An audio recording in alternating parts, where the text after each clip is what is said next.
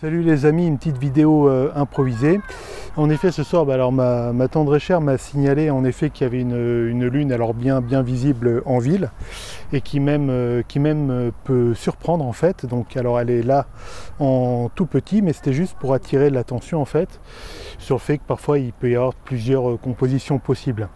Alors là en fait il y a deux choses. Bon, évidemment il y a la lune elle-même, donc en fait on s'est mis juste dans une pelouse assez importante comme ça. Ceux qui connaissent un peu Sergilio voient de quoi je parle, et une vue dégagée avec la lune.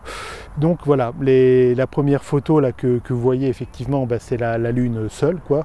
J'ai pris tout simplement, alors j'ai pas de matériel d'astrophoto dédié, hein, c'est juste mon appareil APS-C Nikon, un 55-200 et un trépied Manfrotto, voilà tout simplement. Mais donc voilà, j'ai pris la photo. Alors comme souvent un piège, alors je sais plus si je l'avais déjà dit, je vous laisse là dans les fichiers dans la description la vidéo que j'avais réalisée sur la comète Neowise.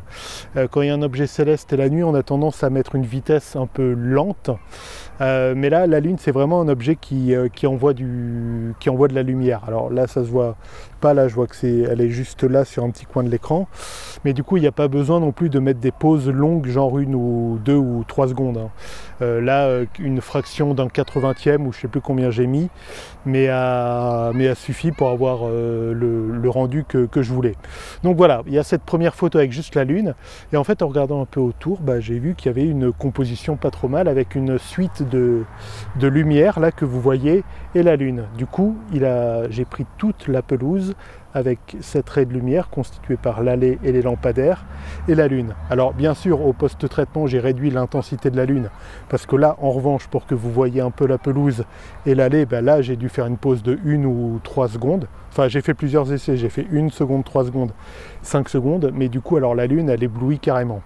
Du coup au post-traitement j'ai évidemment, c'est ce que je vais faire, parce que là en fait je ne l'ai pas encore fait, mais c'est ce que je vais faire. La lune est forcément trop éclatante, du coup je vais la faire un traitement local pour baisser son intensité et faire le rendu que vous voyez. Voilà, donc moralité de l'histoire, quand vous allez observer un astre céleste, c'était le cas pour la comète Neowise où je m'étais aussi servi de l'environnement pour faire une composition.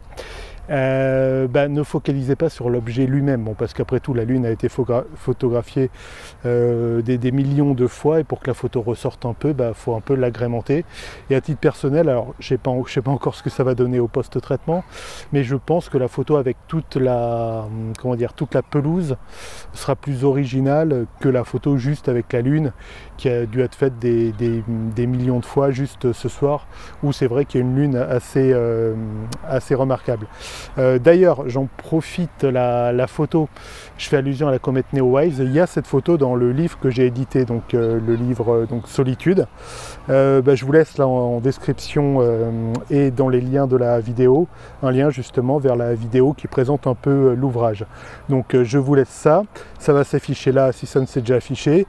Donc je vous retrouve dans cette vidéo de présentation, ou sinon dans la prochaine vidéo, et d'ici là je vous dis faites de belles photos. Ciao.